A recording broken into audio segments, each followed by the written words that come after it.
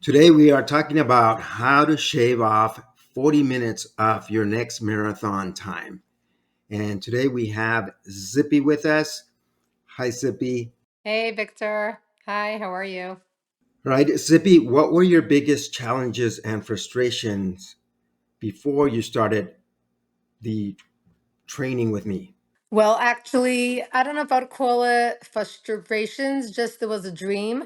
I've been running my whole life yeah, I would just get out the door and just run like every day. I've been doing that for like around 30 years. And one time I was away on vacation and I bumped into a friend and she's like, "Yeah, I'm going to be doing a marathon in November," and I was like, "Oh my God, like I would love to do that." She got me a spot in the marathon in the TCS marathon in New York.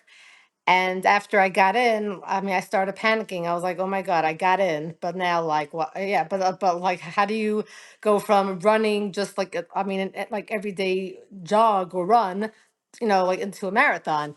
So I've been following a Victor, like just on Instagram. I don't know how, but it just like popped up on my feed. And it was just like, I always enjoyed like hearing all your, like insight and all your comments and just, I don't know, just like all your coaching tips. So I decided to reach out to you, and I did. And you were very generous, and you told me, yeah, that I'll call you, and we'll have like a complimentary talk. And that's exactly what happened. And I enjoyed talking to you. It was very informative and encouraging. So I was like, great, sign me up. And that's how we started. Yes, I do recall. And this was about 2 years ago. And I remember you having also concerns about knee pains and how to train with that. Mm, and we kind of worked through that. And your goal was to just finish the first marathon. I remember you saying that very clear that you weren't concerned too much about what time you wanted to be. You just wanted to finish the marathon. That is correct. Yeah, so as far as timing goes, like I didn't I mean, right. I mean, the goal was to get it done and get it done, without like any injuries. And that's exactly what happened. I mean, with your guidance and with your encouragement, you totally came up with like an awesome plan. Like if I ever had any pain or whatever it was always adjusted and always worked out and like about. I loved that I was able to like I loved after every run, like I would always get, you know, feedback. If I ever had any questions, I felt as if I had you in my back pocket. I always was able to text you and there was always like an instant answer. I mean, which like I loved. I mean, which was beyond awesome. I felt like I had my personal, my personal coach in my back pocket at all times, which was really nice.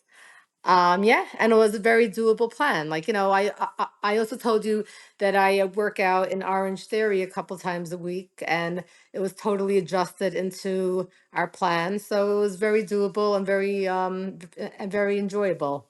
I love clients like yourself because you had a really good athletic background, but yet you stayed very disciplined to certain paces that we would come up with. Because what I find a lot of times it's hard for, including myself when I was started running. Um, if I could, if I felt like I could run faster, I would run faster, and that would usually get me in trouble uh, in the long run. I would get injured when I first started, but I loved the discipline that you adhered to and got yourself to the marathon with with no injuries. Yeah. The first time around, I really followed it exactly on the plan. If it was like a 10:30 pace, I would go that pace.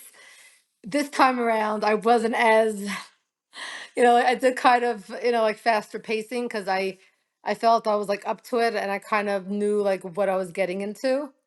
But yeah, but the first time around, I really followed the plan to the T. Like whatever pace was on that paper, I ran that pace. Yeah, correct. I also found just interesting, like This time around, I was actually starting out with like pain in my knees, and I was like, "Oh God, are you kidding me?"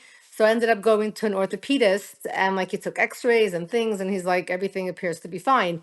And after that doctor's visit, like all my pain just totally disappeared.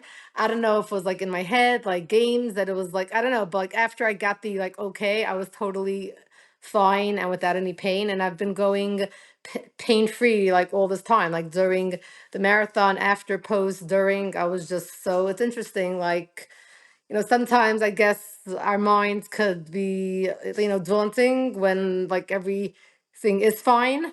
So I just found it to be cool that like after I came back, I was just like cured. It was weird. Yeah, I remember that. And we kind of discussed that if the doctor said there was nothing really wrong, maybe with just a little break that needed to be slowed down a little bit. And sometimes they go away. In the running community, we call these phantom pains because sometimes we have a little bit of soreness, but we're not sure. Is it a sharp pain? Is it something I have to be concerned? Do I have to slow down? Because especially when you have a race coming up, your mind can start to really go. And I think that's when it helps to talk to somebody and just say, hey, these are normal, and work through it. What I was going to say also is that I think it helped you a great deal the first marathon where you accumulated the miles. You did it in a nice, not pushing that pace, not wearing your body out. And that allowed you for the second marathon to pick up the pace. But what's interesting to me is that I remember telling you, I think you're going to do it again because you said, no, all I want to do is this one. It's a one and done deal. And I said, I think you're addicted. You're going to get it because you were way too excited to just do this one. Right. Definitely. How much time did you shave on your the second marathon, and how did you feel about it? Right. Well, it was a totally different experience. The first time around, I followed all our pacing, and my goal was like under 5 hours, and I did a 4:38. But I just like enjoyed the whole experience. I enjoyed the crowds. I enjoyed all the signs. Whenever anyone had like a power sign, I would go over to it and like pop it, and I was just dancing in the streets. It was just like a party. Now it was a whole other experience. I was like going for time, and I just was like very, very like focused. And I was like, so the first half, I ended up going with a pacer. I stuck with like a sub 4 pacer, and it was like great. I was like strong. It's funny, even like I mean, like in the run, or like almost like majority of the first half, I was actually holding the sign, the pacer sign, because I don't know, it was just fun. And like and like our whole pacing group became just like an instant family. And like I don't know, it was just awesome. And then my girlfriend ended up like coming, and like I mean she had called like up to me, and she's like, "Are you even like doing anything? Like you look like you're just like having a party, like holding the sign." She's like, "Come." So I was like, "What, I should just go like faster?" She goes, "Yeah." So I dropped it. I gave over the pacing sign to the actual pacer, and we started to like pick it up. I found it interesting because the pace dropped, like I'd say from like a 9 till about like an 8:50. And that like right, and like that 10-second drop like totally just like it like changed everything. It was going like from an easy party pace into like work, and it happened like instantly. Like I'm just like always like amazed how a couple of seconds like in like a run could just change everything. And it turned into a push, like I started to work.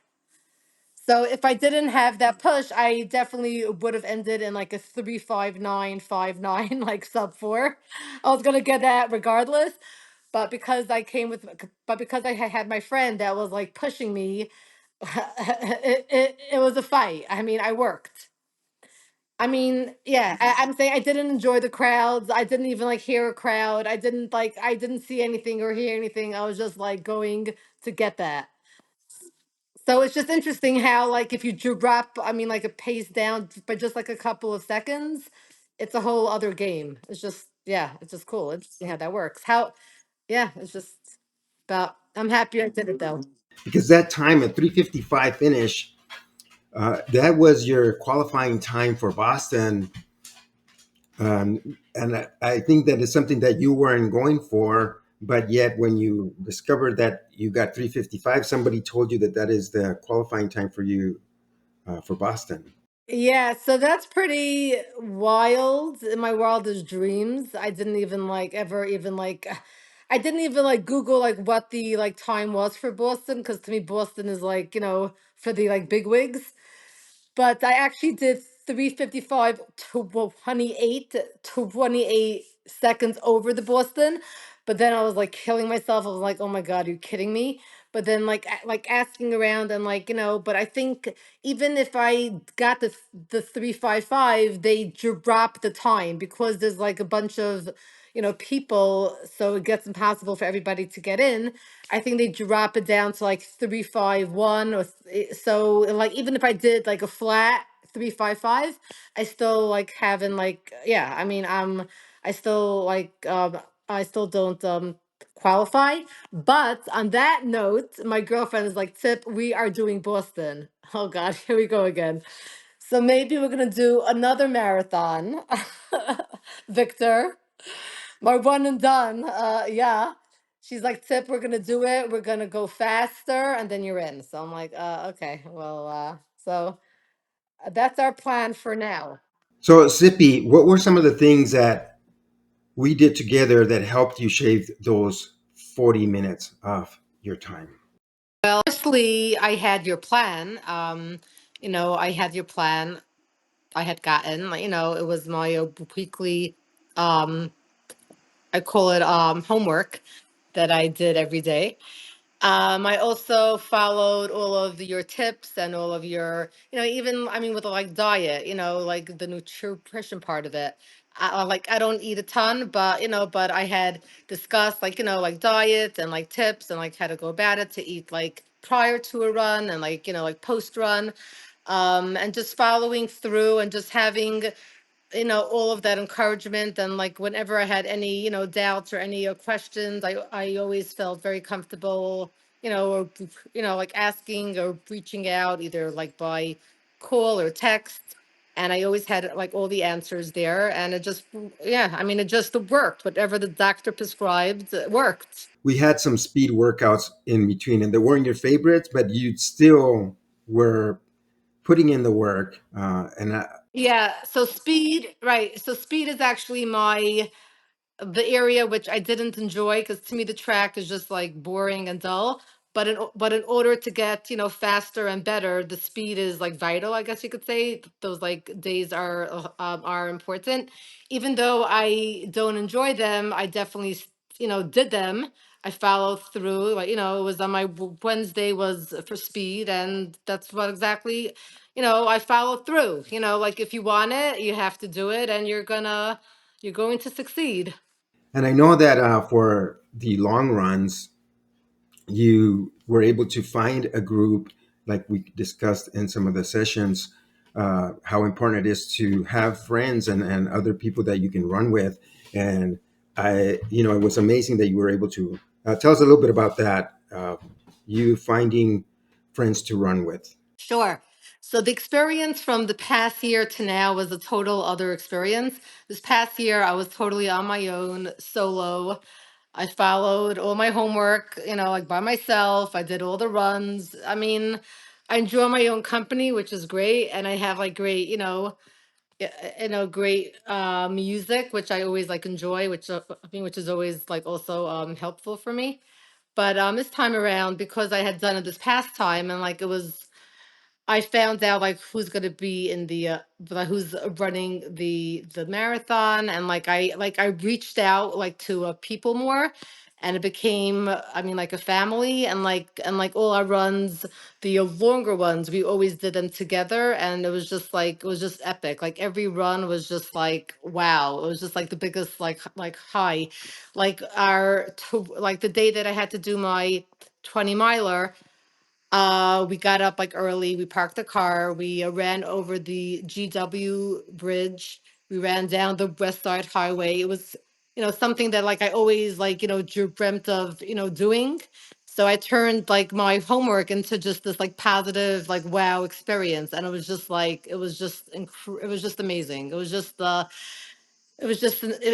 awesome experience, getting out there and like finding a running, group of friends. And I mean, it becomes like an instant family, and like we just became like awesome friends, and it's just like, it just like keeps it interesting, and it's just amazing. It was just like a whole other experience, and it was just amazing. Also, this past year, I found it to be like work, I guess, like home work. Like I had to like actually, but running with friends, it just becomes like social, and like you kind of just forget about the work part, and it just becomes like fun, and it was just been like amazing. Yes, and that's what I noticed is that you were having a great deal of fun when you were training, and that's one of the key things is if you can find a ways to enjoy it, whether it's with friends. Some people like their music, but listening to you and how excited you were when we were talking, I knew you were going to become addicted to this because it's just, you can tell it brings you a lot of joy to do that. So, Victor, thank you for all your help, for everything, for getting me to my two marathons in the books. Woohoo! Thank you for all your help, your planning, your like holding my hand at like every step of the way, just your encouragement, like always commenting on my runs.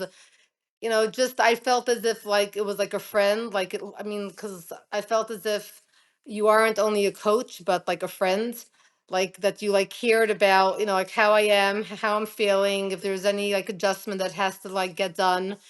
And it was just an awesome experience. So thank you. Thank you. It's been an honor, and it was awesome working with you. And I look forward to helping you qualify for Boston now. It's, yeah, I think it's going to be an amazing, amazing time.